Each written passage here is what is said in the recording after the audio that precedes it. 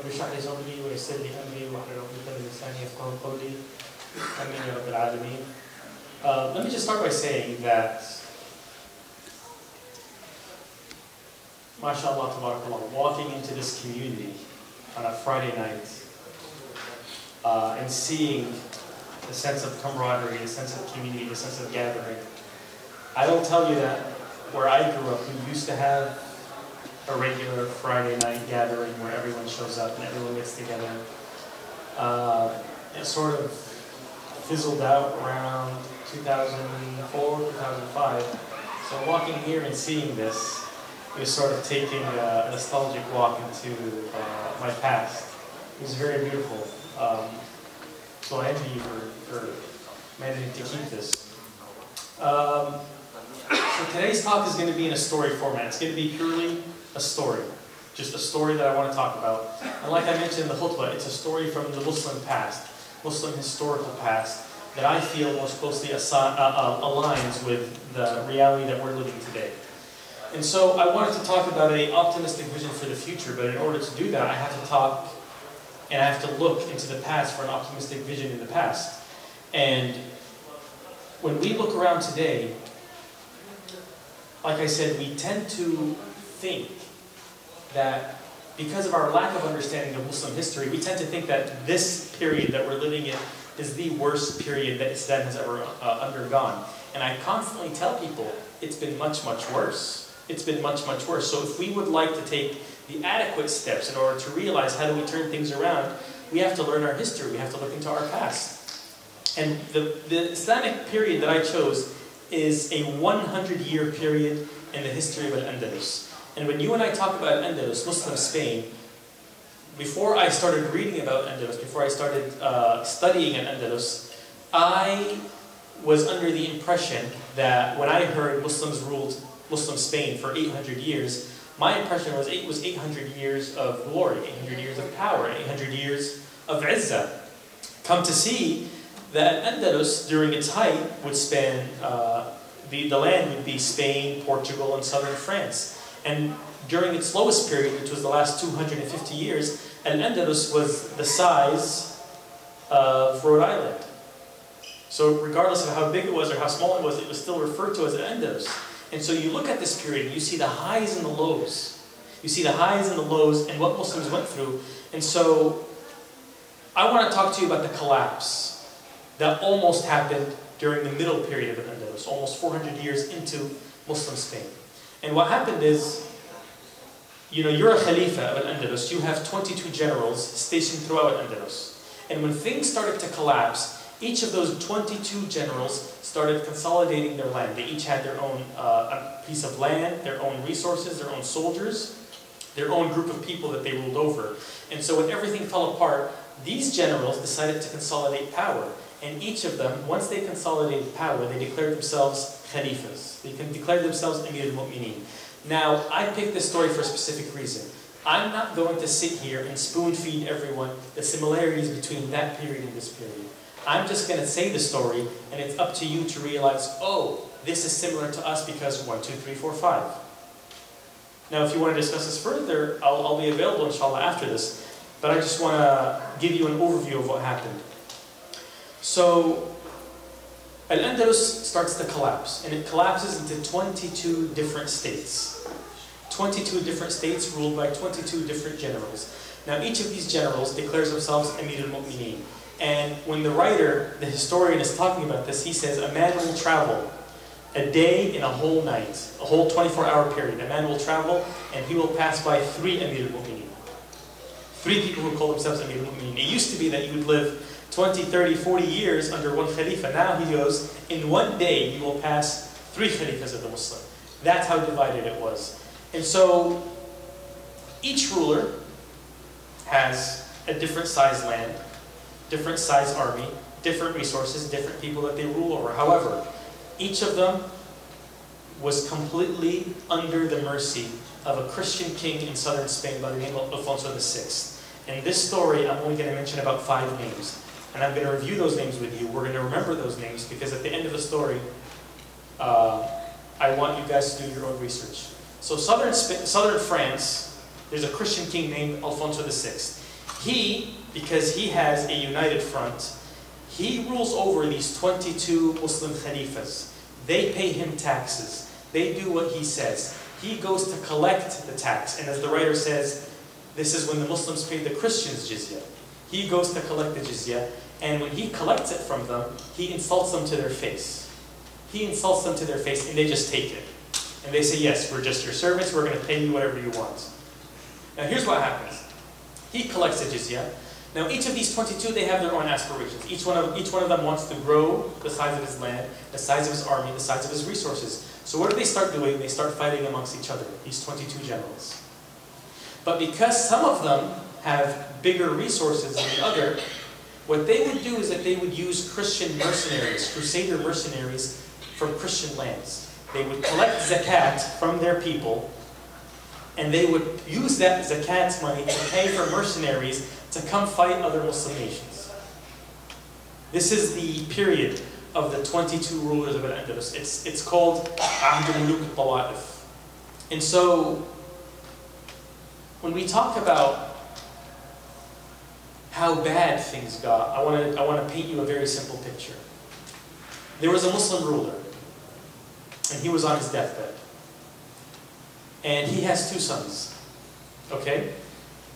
The youngest son is more politically savvy. However, when you hand over your control, you usually hand it over to who? The oldest son, as is tradition. So he doesn't know what to do. So you know what he does? And what he thinks is a clever solution? He splits the kingdom in half. He splits the entire kingdom in half between his 2 sons. He splits the population in half, the resources in half, the army in half. So I want you to imagine, all of a sudden you think you live somewhere, but now that the border has been established, you now live in a different country, a different foreign nation than your relative, than your friend. Why? Because the king decided this is the best solution. I'm going to split this already split up nation into 2 halves, give one to each of my sons. And he dies. After he dies, the 2 brothers start having a border dispute. They have a border dispute, and they start fighting amongst one another. One of them, his piece of land borders a Christian nation. So what does he do?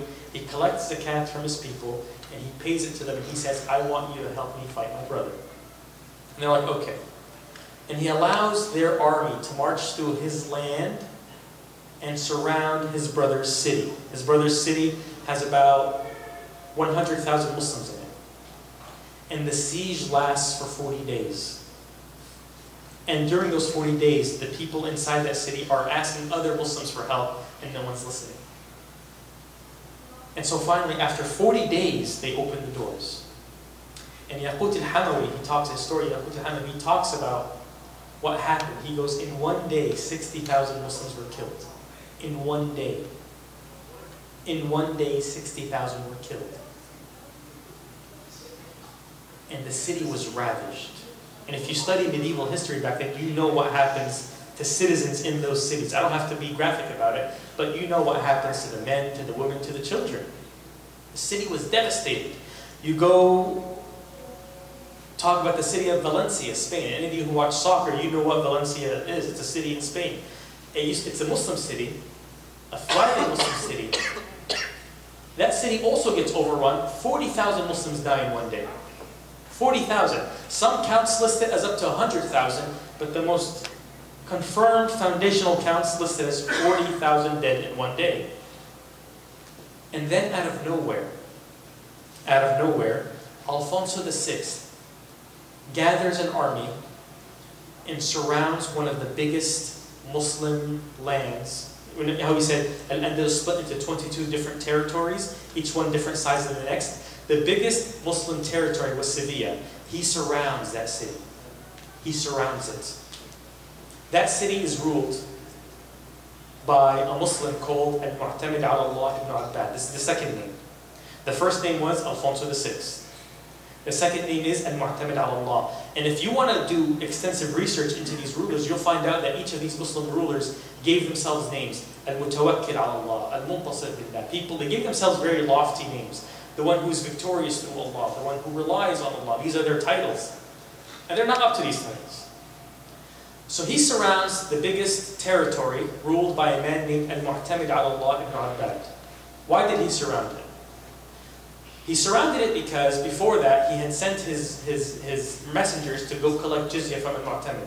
Okay? And when they were there, they told him, they said, Alfonso VI's wife is pregnant. She's pregnant and she's about to give birth. And he wants her to give birth in the biggest masjid in your city. You know why that is? It's a bully tactic. So I was in middle school during 9/11, during the invasion of Iraq. And let me tell you something about bullies. It's not always physical, it's also mental. So someone will insult you and bully you and make fun of you. But then he'll extend his hand and he'll say, here, shake my hand. I was just kidding. And you shake his hand as if to say, I can insult you and you can still shake my hand. It's a degradation tactic. So Alfonso VI goes, I want my wife to give birth in the biggest masjid in Qurtuba under Al-Mu'tamid ala Allah ibn Abbad because I want to consolidate my rule mentally over the Muslims. My wife giving birth in their masjid is going to do that. Now, Al-Mu'tamid ala Allah still had a tiny bit of ghira for his religion. He still had a tiny bit of ghira. So he goes, absolutely not, it's not going to happen. No one's wife is going to give birth in my masjid. And so the messengers start to curse Al-Mu'tamid in front of his court. So he gets angry and he kills him. He's like, you're going to insult me in my palace, in my court, in front of my people? He took that as a massive insult and he had them killed. And he sent a message to Alfonso VI saying, I'm not paying you jizya anymore. Any alliances or treaties we had together are hereby nullified. They're done. You and I are done. So Alfonso VI gathers an army, marches down and surrounds his territory. He surrounds his city. After 2 months of siege, he sends him a letter. He says, look at this letter. He says, the flies out here have really bothered me. So if you would like, send me some fans so I can fan myself from these flies. Basically what he's saying is, your castle doesn't bother me, your siege defense weapons don't bother me, your soldiers don't bother me, you don't bother me. What really bothers me are these flies. Again, bully tactic, mental. So Al-Mu'tamid ala Allah reads this letter, he flips it over and he writes one line, and he sends it back to Alfonso VI. Alfonso VI reads this one line, gathers his army and goes back home. And when I got to this part, I said, okay, what was that one line that he wrote? What could it possibly have been? And Mu'tamid ala Allah wrote to him saying, if you don't take your soldiers and go home, I will send you custom-made fans from North Africa. Alfonso VI reads this and he understands what he's saying and he goes back home. Now you and I, at this point, we have no idea what this means. We have no idea what this means. We're in a time period right now where the Muslims are facing a severe struggle. In order for us to understand what this one line means, we have to go 40 years into the past. Okay? We have to go to North Africa, to southern Mauritania, away from Al-Andalus and the riches of Al-Andalus and the greenery of Al-Andalus. We have to go to the deserts of southern Mauritania. And over there you have, all over North Africa, several tribes of Muslims. But unfortunately, they're Muslim only by name. There's no actual practice that's happening. And you have this society where alcohol is rampant, gambling is rampant, cheating is rampant, stealing is rampant, killing is rampant, adultery is rampant. And the writer says it was so bad that you would have a man committing adultery with his neighbor's wife, and his neighbor doesn't care because he's doing the same exact thing. And these are people who call themselves Muslim. So when you think about how bad it is, you look at today and you say, man, it's horrible. This has never been like this. And I tell people, no, it's been worse. It's been worse. So you have these villages where this is practiced. Now there's one man, he's a village leader, he looked around, and even though he himself is not practicing, he sort of felt sad at the state of his village. And so he decides, he goes, all right, I'm going to go do Hajj. On my way back from Hajj, I'm going to stop by Tunis. Now Tunis was the hub of North Africa in terms of Islamic studies. That's where all the scholars were. That's where all the ilm was. He goes, I'm going to go do Hajj, and when I come back, I'm going to stop by Tunis and I'm going to ask the Grand Mufti of Tunis what he thinks we should do. He does Hajj, he goes by Tunis, he speaks to the Grand Mufti and he tells him, listen, I'm from southern Mauritania, and this is what's happening. This is what's going on. This is the state of my people. So the Grand Mufti tells him, he's like, all right, I'm going to send a man, I'm going to send a special man back with you to teach your people the actual religion, but you're going to have to give me 2-3 days until I find this person. The guy goes, okay. After 3 days, and this is the third name that you and I are going to memorize. After 3 days, he chooses one man. You know what that man's name is? Yusuf. Abdullah ibn Yaqeen. His name is Sheikh. Yusuf comes later, by the way. Yeah. So you look like you know the story. Sheikh Abdullah ibn Yaqeen. And this is a name that I think we do need to memorize alongside the names of Salah ad-Din. Even though he didn't have the same role, in terms of impact, it was very similar. And I'll tell you. Sheikh Abdullah ibn Yaqeen is a sheikh in Tunis. And he's told, hey, this is what's going on in southern Mauritania.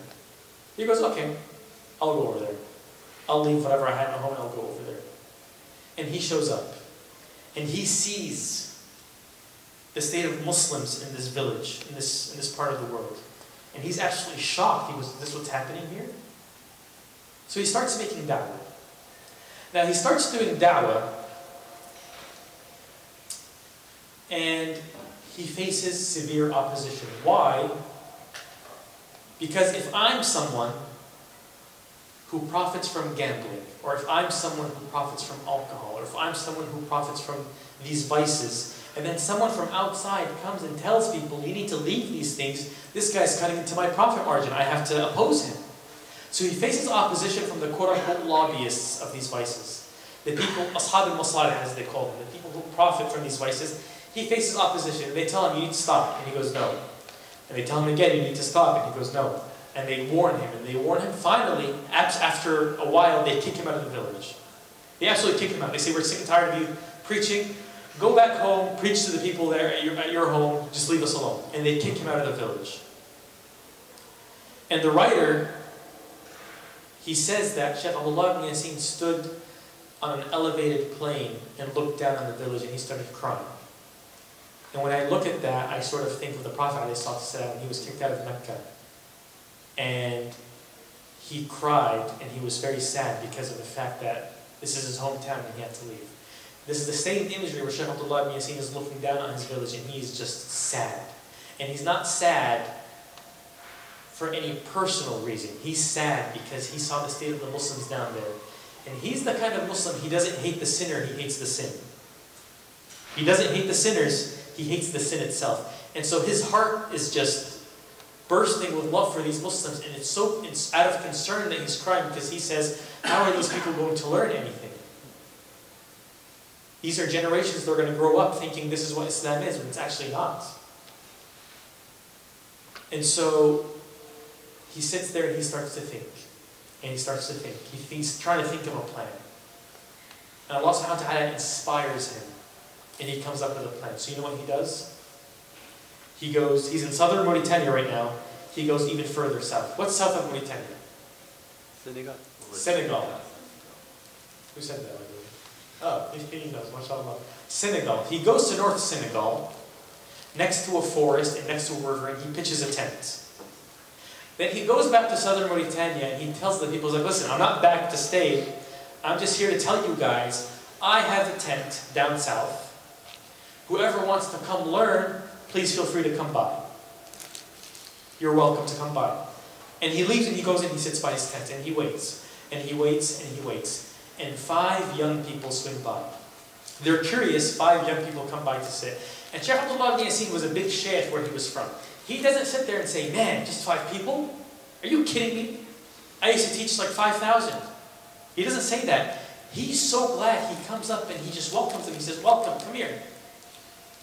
And these 5 people, they sit down and they start learning Islam from the very basics from Sheikh Abdullah ibn Yaqeen. From the fundamental basics, they start learning. They'll learn all day and then they'll go back to their villages. And here's what happens, because this is the state of the seerah as well. When Prophet Muhammad would preach to one person, and that person would go back to their village and come back with 5 people. And those 5 people would go and come back with 25. And those 25 would come back with 100. These 5 people, they went back, and each time they came back with more. And each time they came back with more. They had to pitch a separate tent. They had to pitch a 3rd tent, a 4th tent. Finally, Sheikh Abdullah ibn Yaqeen, he had to figure out which one of the students actually learned the knowledge and were able to actually articulate it, and he would have them teach other people. After 4 years of this, after 4 years, Sheikh Abdullah ibn Yaqeen went from 5 students to 1,000 students. From 5 to 1,000. Because this is the effort of a sincere Muslim.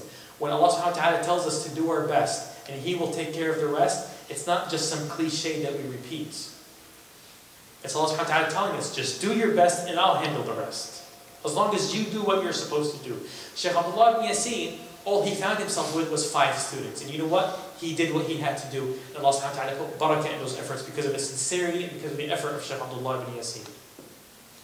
1,000 students. And when he realizes he has 1,000 students, he goes, okay, we can go back now to southern Mauritania and we can preach. Because look, 1,000 isn't a large number, but it's also not a small number. So they can preach and they have each other's backs. Okay, you can't gang up on 1,000 people. So all of them enter southern Mauritania and they start preaching publicly without fear. And again, in terms of efforts, you had multiple village leaders who became Muslim now, and their entire village comes into Islam. And so all of these villages that were once separate start uniting, and they unite under one single leader. They unite under one leader, they elect him. His name is what? Abu Bakr ibn Umar. This is the 4th name that we're going to learn. Abu Bakr ibn Umar. And it's really easy. Abu Bakr ibn Umar. Just that's all you have to realize. Abu Bakr ibn Umar is elected as the leader of these 15,000 Muslims that have now united under one band. And they decide to call themselves what? Al-Murabitin. In English, it's Al-Murabids with a V. But in Arabic, it's Al-Murabitin. Now, Al-Murabitin, the word ribat, comes from the word tent, khayma. And it's a homage, they're paying homage to the fact that Sheikh Abdullah ibn Yaqeen, when he first started this, he started off with 5 students in a single tent. And so they named their nation Al-Murabitin. And then Sheikh Abdullah ibn Yaqeen dies. He dies. And this is as far as he saw his vision come to fruition.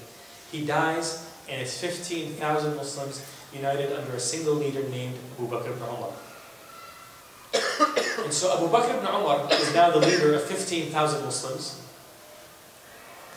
And he hears that in southern Senegal, there are clashes happening. So he goes, what's going on there? So he takes 7,000 of his soldiers, and he goes down south. And he goes down south and he finds something very interesting. He finds that there are people who call themselves Muslims, but they're being led by a false prophet.